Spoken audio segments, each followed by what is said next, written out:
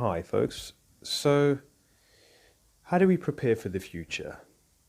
Okay, for what's to come? And, you can think about that on a physical plane, or you can look at it on the metaphysical plane.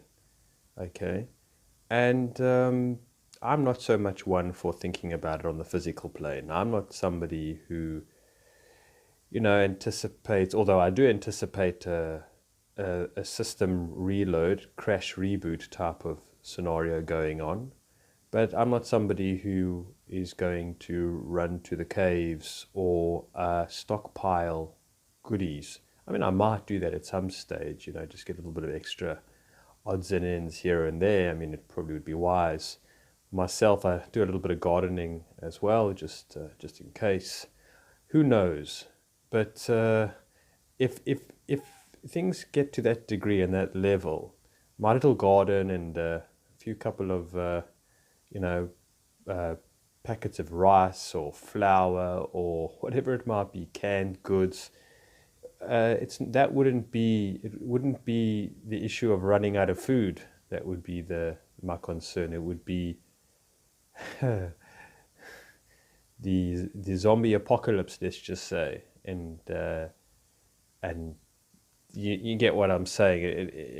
I mean, if it came to that degree, really, you need to worry about everybody else in a sense. And so that's one thing. But, I don't focus too much on that, really. I don't know if it's necessary. I think it creates a lot of anxiety, a lot of uncertainty, and I think a lot of fear as well. Okay. And, again, like some things are just not in our hands. And I suppose we just kind of got to accept that and surrender to it, and trust in that way. I mean, this is what this is all about right now, is trust and faith, if you will. So, I mean, for myself, even if I wasn't living in a city, if I was living in a small town or on a farm somewhere in the country, the it would still be the same. It would be still the same potential of the people around me that would become even more uncivilized in a sense, and desperate in desperation. You get what I'm saying. So, well, what can you do unless you've got an underground bunker, that you've paid a couple of $1 million for, or something or other, that you can get to, but and a chartered aeroplane, private aeroplane that will get you there in a couple of hours or something like that, if that when the shit hits the fan, and you can live out the rest of you and your family's life in an underground bunker or something like that. I don't know. There's a lot of people in that camp, who feel that way, very much so.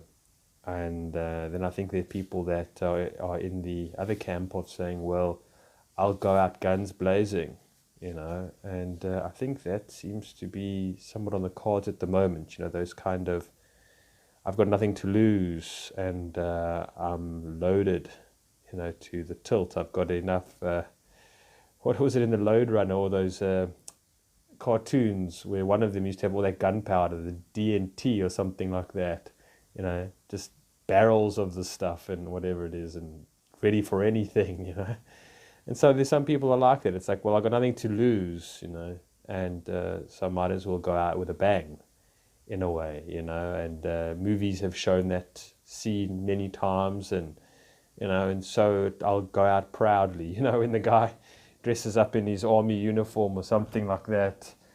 Oh, but then sometimes it's quite a sad situation if he commits suicide or whatever it is. But you know what I mean? Then he takes to the streets, he dresses up, and in his whatever. So there is that element, and there will probably be something like that as well. Yeah, I mean, who's to know? But again, and then there's the spiritual aspect of things, and the metaphysics side of what's going on. And I think that's where our primary focus needs to be, right? It's very important, just before I get into it, it's very important not to get caught up in the bread and circuses. I mean, we know this, we've heard it so many times. It's important, I think, to some degree, to see what's going on with humanity on a psychological level, like what antics or what tricks up the sleeves the establishment is doing. What's the next theme or something or other that's coming, the whatever it is, the next domino that's to fall, the next agenda or something like that. I mean, it's important to kind of look at it, because sometimes there is truth in it. What I'm saying is that sometimes what I think is playing out on a global level, sometimes what's coming towards us, in the news and whatever it is a lot also to do with with the collective unconscious, right? All the suppressed stuff, all the shadowy stuff and all the darkness that's there that comes out in a way. Yes, I think it's also instigated externally by establishment and whatever it is, outside forces. But that's I tend to see, just as Carl Jung would say, that earthquakes, tornadoes, and all different types of natural disasters can be related to potentially what goes on in the psyche of man. Right, I think there is something to that, and also the fact that if you disturb nature, then nature will disturb you, type of thing. So there's that element as well. So it's interesting to see what's going on, and as well as other human beings' reaction to what's happening, the emotional charges that they're going through. It's interesting because you as another human being can also see where you may be being triggered, right? Where you may be being pulled in.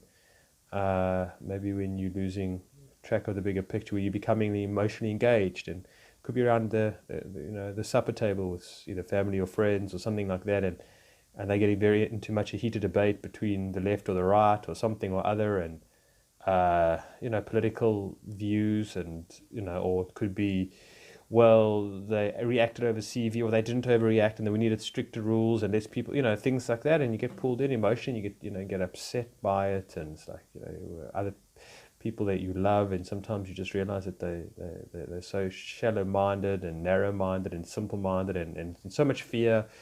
So that's something else, I suppose. But again, it's very important not to get pulled into the dramatic states of others, dramatic energy of others. I mean, even though they are our loved ones, they are the people closest to us in our lives, and we spend most of our time with. So it is very hard, but I think it's important to have some kind of buffer, to have some kind of stoic approach, to it, type of thing. Because again, if this is just the first domino that's fallen and there's still plenty to go, then, it's going to be rough for a lot of people, again, who mostly are plugged in, to the narrative. And so you kind of just want to, keep your distance where you can and where it's necessary, if that makes sense. But it's up to the individual, really. The other part is not to get caught in the duality, because again, it's divide and conquer that they're very much involved in, the establishment type of thing. Very much divide and conquer. It's choose a side, either you're with us or you're against us. Either you for saving lives, or you're against saving lives, something like that. Either you pro this or you anti that or something or whatever. So it's a divide and conquer. And so, to not to get caught up into it, and also not to be like sort of like to a degree, well, I can't believe how petty things that people are being, and because there's a lot of pettiness, I would say, that goes on. I mean, for example, maybe one day they're going to, it'll be worldwide news that two chefs, Gordon Ramsay and, I don't know, some guy from Italy, are making a cake. I mean, that's how ridiculous it might sound.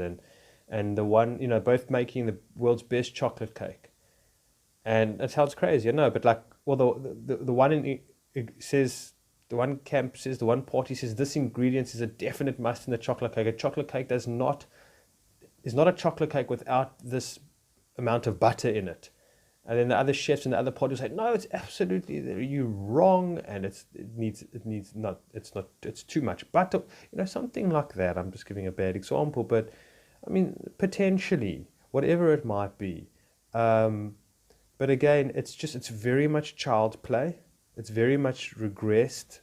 It's, and whatever it is. And so, I mean, that's not to say that it will all be like that, but there definitely seems to be a massive theme of unreasonableness going on, a massive agenda and drama of just, oh my word, type of thing. And so, I mean, that's also interesting what's happening there on a psychological level, but still, not to be involved in the bread and circuses on an emotional level, if one can be, to, you know, understand that most people are very much plugged into the system. They deeply depend on it, Neo, as he says in the Matrix, and it's very hard to bear and see. But again, we need to desperately appreciate how much you have been unplugged, how much you are not connected to the hypnosis that the others are under. You are awake, okay? So of course that's very important, and again, for yourself, not to try and wake or convince or something or other. I mean, you don't have too much to lose right now because everything's so much up in the air. Like for myself, some people in my life, let's just say with one of my brothers, that I feel like I can go the extra mile with him now, like to not really wake him up, but like he'll say, I disagree with you that there's sort of one controlling system over the world. I think it's two, you know. We were discussing this today. I mean, he's a good guy, but like before I would have just changed the subject and been like, I don't want to get into it because if I say something that's too extreme, then you're just going to think I'm too far out there, and then this is, you're going to be telling other people like, Aaron's lost the plot again or something like that. But now I don't, whatever. Now anything's possible. So there's an option of that. But I mean, to try and explain to people, right? Again, like in the Truman Show, when the woman on the beach, I can't remember her name now, she comes to try and wake Truman up. I mean, she steals the kiss on the beach. They run away to the beach, to the sand, and she tries to tell Truman this is all fake. And Truman's got no idea to understand what she's talking about. He's like, you have lost the plot, my dear. Right? You have absolutely... She's got a few seconds to tell him what's going on. Literally, a few moments to tell him this, what's going on in the Truman world, that everything is fake, that you've been born into this prison, that there's a whole other world out there. He's conditioned, right? He hasn't, for himself, Truman hasn't even thought about the possibility of something like this. I mean, he's felt it in his gut, but he hasn't made any sense of it. And it's going to take him a very long process to try and to kind of come to a somewhat of an accurate take on what's going on. And again, so you get what I'm saying. So we are like that woman on the beach. Oh, I can't remember her name. And she's throwing the sand up. It's fake, Truman. Don't listen to him when her father comes to, apparently it's, her father comes to take her away. He says, don't listen to him. It's like, well, why don't I listen to you? I'll see you in school. And she says, oh, what? And then he says, we're going to Fiji. We're moving to Fiji. So, sometimes that's what you're really up against, And so the thing is that I've said this before, sometimes it can make you feel very foolish when you've walked away from that conversation and you've really underestimated, right, the level of where that other person in your life is holding. And you get upset, and sometimes you feel shamed and you feel embarrassed, and you've got to convince yourself and say, well, it's out of love and I really want them to see it's for their own benefit. They must wake up. The world, we're in an emergency state right now. I mean, it's always been, but now it's even more so. It's go time and whatever it is. And, your efforts are admirable. There's no question about it. But just careful. You might burn some bridges, right? It might come back to bite you in the ass. And how much energy are you putting out there to, because you got a lot of, it's good energy. And if you keep on trying and keep on trying, and you're not making any headway, right? I mean, you can burn yourself out by it and be so frustrated and start resenting that person and not even know why you're resenting them. So I think that's also part of it as well to some degree. So how do we prepare in the potential of experiencing, I don't know how to put it, but like, I was taking a bath now and I was doing a bit of meditating and the word light body came to me. Light body. What does that mean, light body? It's that we are moving into more of a relationship with one's light body. Yes, um, I can't sometimes take myself seriously because I sound like a little bit, but light body. And moving more into the light body, what does that mean? How do we assist that process with moving into the light body? Because what I feel is that the light body is of a higher density or a higher vibration, a higher energy, a higher frequency. Okay? And what we are moving to, and even in what we're in now, is higher octones. I think it's called octones or something like that.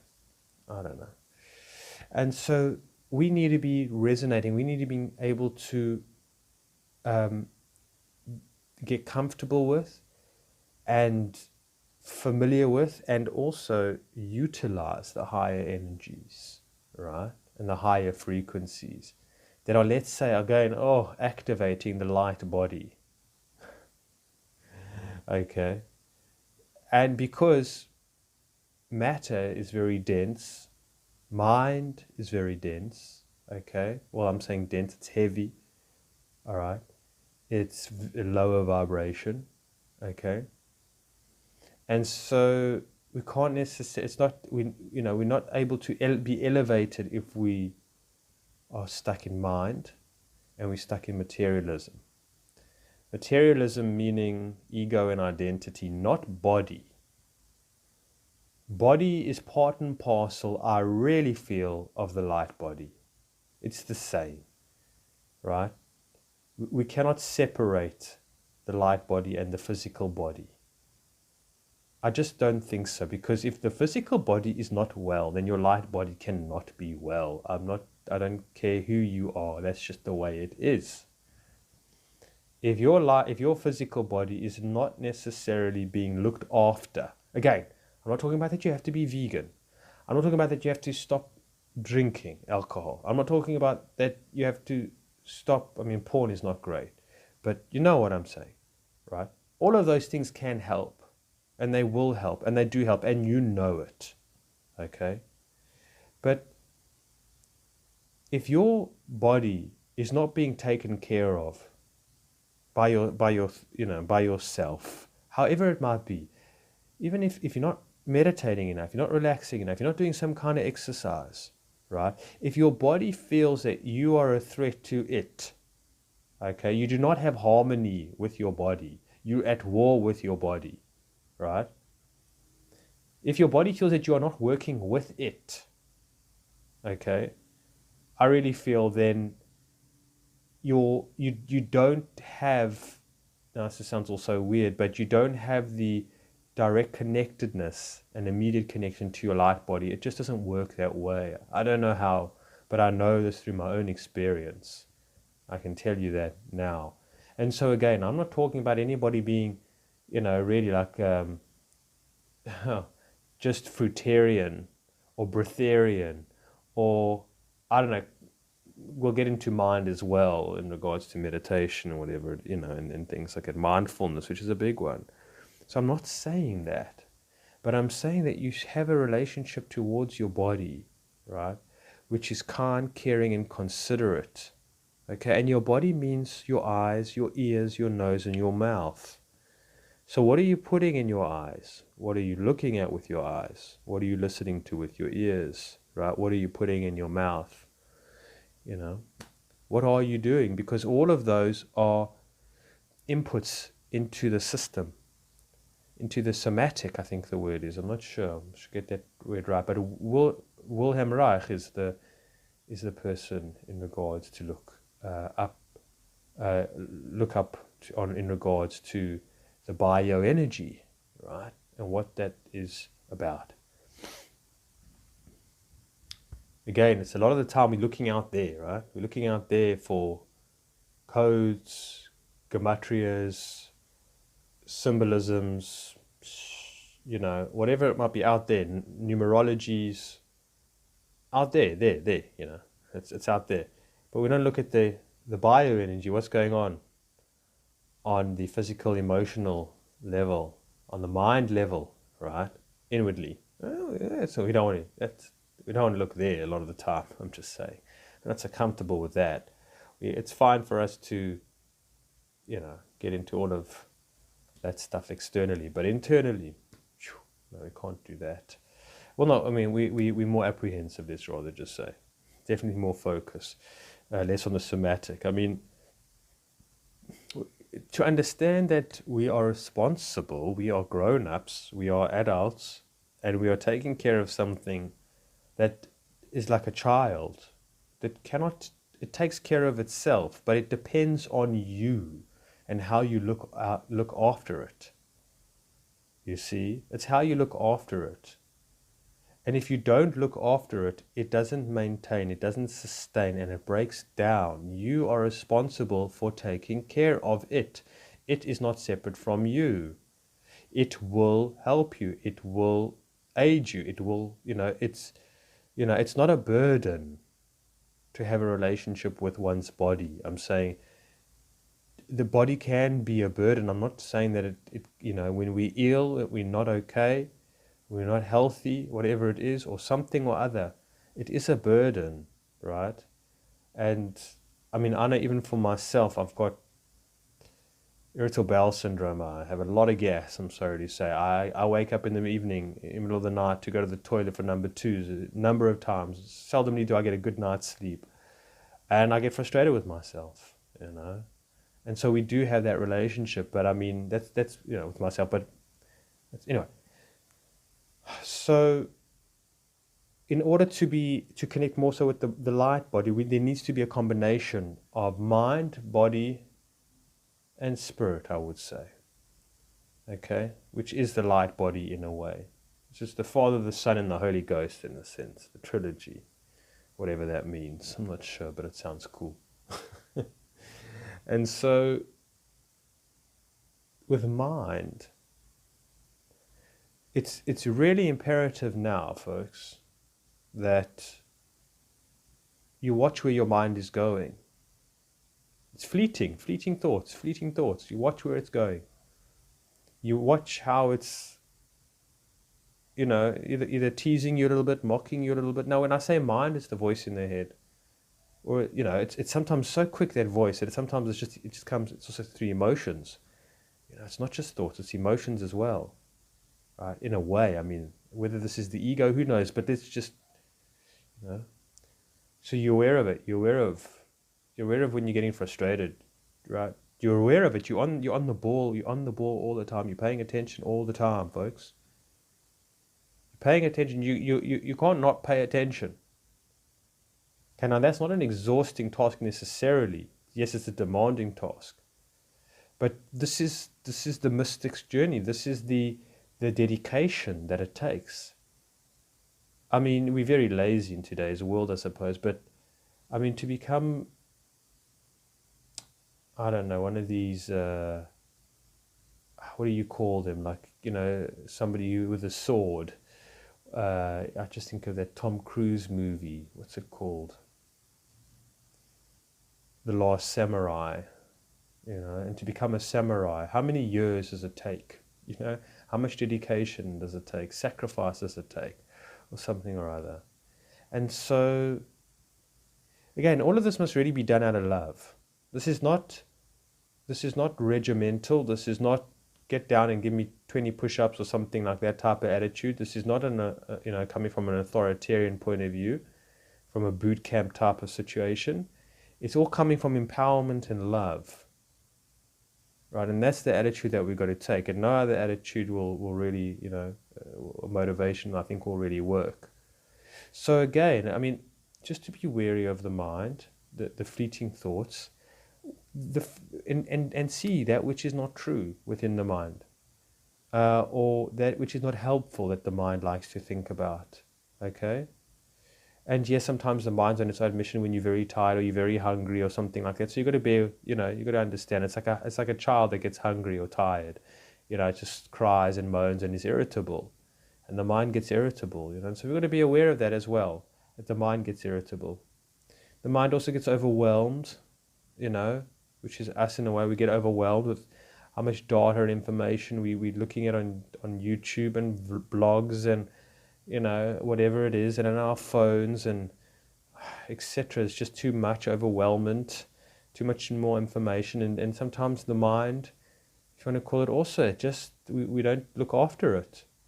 And a lot of the time, I feel in some of the New Age teaching, it's kind of like the mind is the enemy, and it only does one thing, which just creates thought bubbles and illusions or something or other, and it's just whatever. But it's not. It's like the ego. The ego has its rightful place at the same time. You know, we need the ego. We're dependent on it. There's no question about it. I mean, but that also can at the same time. It's like anything. It's like fire. It can either cook your food or burn your house down, right? So it's the same thing. So with mind, we've got to have a relationship that is healthy with these aspects of ourselves. Okay, again, it's to be more of a loving parent or I don't know, a caretaker in this temple of ours. All right, no other sort of again attitude will work or suffice or or be really beneficial. We don't look at it as like the mind is the enemy or it's like a headache, or something like that. We wish we could just get rid of it. I mean, sometimes yes, we're going to feel that way and we can appreciate that about ourselves. But just understand these are the forces that we're working with, and we need discipline, right? Which is very important. And it's not about like wrapping yourself over the knuckles if you've let your mind run away with you, or like you're thinking these kind of thoughts or something like that. Now, folks, I'm nowhere near anywhere on the level that I'm talking from. I'm trying to get there, and I don't know if I do a very good job of the efforts that I put in. But I'm trying. And so again, we hear this so many times, but get into what it means to be mindful for you. What does it mean being mindful for you? Only you know the recycled thoughts that go around and around and around. Only you know maybe you're a journal or a psychologist or someone or two, but you personally really only knows, the sort of self-image that you have, the feelings that you have towards yourself, the lack of value that you see yourself, the image that you have of yourself and the way that you think about yourself. I mean, other people do know that to some degree, but you yourself know that. And to really be honest with it now, to really, really be self-honest as much as we possibly can be, okay? And to get in touch with that, to get in touch with the emotions that towards ourselves, the ones that we do not like about ourselves, right? To get into those and to see the ones that that we hate, loathe about ourselves, the words that we come up with, the titles we give ourselves: loser, reject, fool, idiot, arsehole. Arsehole today is actually seen as something to be a good thing, or whatever it is. Failure, big one, something or other. And you get in touch with this, right? You get in touch with it and you see it throughout your day, and you pay attention, and you give yourself that time, okay? You give yourself that time. And that's why we're making a space. Can you see? This is the internal relationship, the internal world that we're going into, connecting with the light body. Now, you can't be connecting with the light body. I mean, you have so much energy throughout the day and so much time. Now, you can't be focused, let's just say, on a few of these insight or whatever, ideas that I'm talking about here, if you're focused on the bread and circuses out there. You can't be. You understand? Out there, it's chaos, it's burning, it's falling apart, it's in meltdown, it's in spin, gyrating. I'm saying, it's buzzing, blooming confusion. Okay, as William Blake, I think, says. And inside, there needs to be peace, relationship, balance, integration, friendship, love, support, strength. I don't know. Geez, you get the idea. Trust, confidence. Yeah. And so that's kind of what I'm saying in that way. And so we need to be the master of our own domains. We need to be sovereign. We don't want the collective to be infusing our emotions with the collective's emotions, or the thoughts with the collective thoughts, or something like that. We don't want that. Okay, and so what we're doing, folks, is we are prepping, we are preparing. Now, I know for myself, when I've taken ayahuasca, I've only actually done it twice, but for 3 days before, right, you try not to have any sugar, salt, meat, sex, coffee, something or other. And you have an intention, where you are going, what you are doing. All right, very important. I mean, this is what you do. You set the intention, you show your dedication, you show your commitment. One thing I really appreciated when I was, I'm Jewish. Well, I don't practice for, I don't know, however long.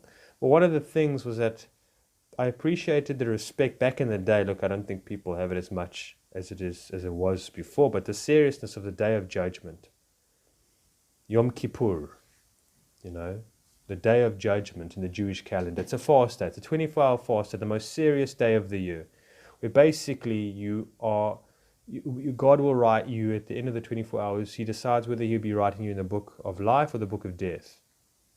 Okay, and he weighs you up, and whatever it is. And so there's a month before, the month of Elul, whereby you say more prayers, you become more of a scrupled, whatever it is. You fix your act up. Okay, you try and be a better person. Okay, you try and be more pure. Right. Something or other. I don't know why we don't try this throughout the whole year, but because it's kind of people use it as a get out of jail free card. I mean, I remember that after Yom Kippur, after fasting, the next few days people would really get out of hand, and yeah. But don't worry, I'm clean for the year. I did my repenting, I did my purification, I did my healing, and I said, well, anyways. And so, but what I appreciated was that there was a reverence about it, and we need to have a reverence about the time that we are moving into. Okay, and we need to understand what it could possibly be about. And again, that's the imagination. The imagination is very, very important. You see, because the imagination can take us beyond the senses, beyond the boundaries, beyond the time, right? The duration, the feeling of this world, this 3D world. It's above and beyond. I mean, right now I can say to you, imagine yourself riding on a horse, through some fields or something like that. I don't know, or standing on a mountaintop, watching the sunset. Right? So you can go there in your imagination, right? And you can paint that picture however you want. You can and imagine it. And you're not actually having to do it. And so, but besides the point is that the imagination, I think, can maybe potentially listen to this is far out, but pick up what is to come in the future. It can be a prophetizing type of tool or something or other. I don't know. Again, because it's boundless, right? I mean, we don't know what it is really, but it's beyond time and space. Okay? And so imagining what's to come right? From, again, more so the higher being, right? The light body, right? Potential becoming or evolving into further, the light body. Again, what does that potentially mean? You see what I mean? What does that mean? Like when we think about when we go into the psychedelic realms, what does that mean? Where do we go? What happens there? You follow? Because it's not like, well, I know I'm going to McDonald's tomorrow to buy a burger through the drive-through or something like that. I pretty much know. The physical realm. I mean, it's pretty much set in stone a lot of the time, or whatever it is. It's very few surprises, so to speak. Like on psychedelics, every turn is another surprise, is the unexpected, is the unknown. You can never get familiar with it. The terrain, the experience, whatever it is, the landscapes, you just can't. And so that's the imagination, and that's what we need to start, practicing. I would say. Practicing, using the imagination, feeling, intuitively, picking up, because this is necessary. This is preparing, folks. This is preparing. So we're getting an idea, because again, this is so mysterious that we don't know what's beyond the shift, let's just say. We don't know, okay? And so we need to, be intuitive about it, because we can also feel what it could be about. Then what adjustments do I need to make? How close is it getting, right? What do I need to be doing? Where do I need to be focused? Or something or other. Preparing to, I don't know, ego to be more set aside, to understand that you're moving more into a supernatural realm. I don't even know where this is coming from, the way I'm talking. Moving into more of a non-linear, right, type of existence. I don't know, folks. Something like that, right, where that which we are,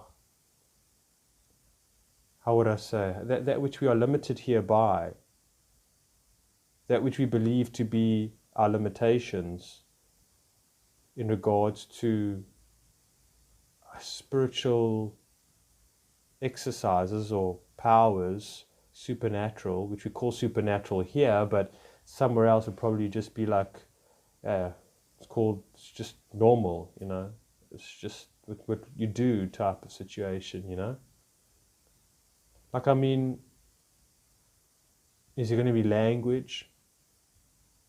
What about the folks who don't speak English? I don't know, I'm just joking. And exactly, we don't know what it's like. And you know what? Okay, so you get what I'm saying. I'll start ending off. This is preparation, but even if not that I'm right or wrong, but even if most of us don't experience it in this lifetime, let's just say that on a world scale, the world manages to get its act together somehow, or something like that. It just goes back to the business as usual somehow, which is impossible. And let's just say that there is no spiritual or conscious shift or evolution, right? It doesn't take place, and, carry on. What does that mean? I mean, about what I've just said. Well, what have we lost? We've lost nothing. I don't think we've lost anything. What have we gained? Look at how much we've gained of all the things that I've just been saying. I mean, inwardly. I mean, what have we achieved? how we've grown, for crying out loud, right? Our wholesomeness, the love that we hold inside, the confidence, okay, the trust, the connectedness to, the all being or whatever it is. I mean, do me a favor, stirred us away from all the bread and circuses a lot of the time. Something or other kept us in a very, very good, healthy, and well balanced shape, and on a very high vibrational energy. And you continue, you just continue and continue, and that's it. And nothing has been lost. Maybe potential disappointments, obviously, of the shift not taking place or something or other, and that we may be perhaps stranded on this planet. But then again, sometimes it's a bit of the surrendering and the allowance, and knowing that you still have more to learn, or there's still more going on that we just don't understand. That yet it's still part of the plan and our destiny, and it's not a mistake.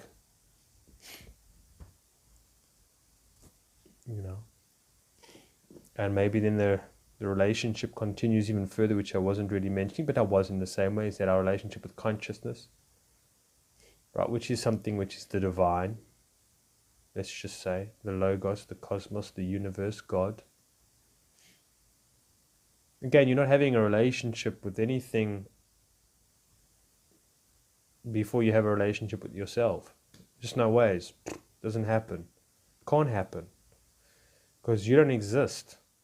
So how can the you that doesn't exist have a relationship with anything, really? I mean, a sincere relationship, right? Beyond space and time relationship, I really feel.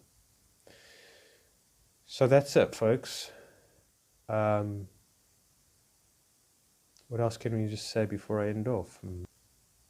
Yeah, just move towards goodness, because as Andy Dufresne says in Shawshank Redemption, that which is good never truly dies.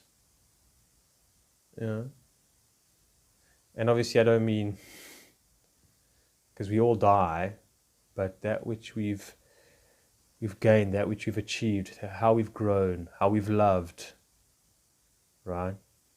How we've changed the world in some other way. Okay, how we've held the torch of consciousness, so we played our part. Okay, it gets passed on. There's no question about it. It gets passed on. It's not for nothing. I'm saying whether we take it with us to the grave, which we don't really, but it still goes on for, lifetime after lifetime. And just by us doing what we're doing, it's just enriching, the whole beingness of all that there is. I mean, it's phenomenal to think about. All right, folks, so thank you for taking the time listening, for traveling with me, for bearing with me, and wishing you well on your journey. It no doubt has been an interesting ride, and will continue to be so. And some of you have said to me before, and I've said to some of you as well, that I look forward to seeing you on the other side. Pretty cool, eh? All right, take care, be well.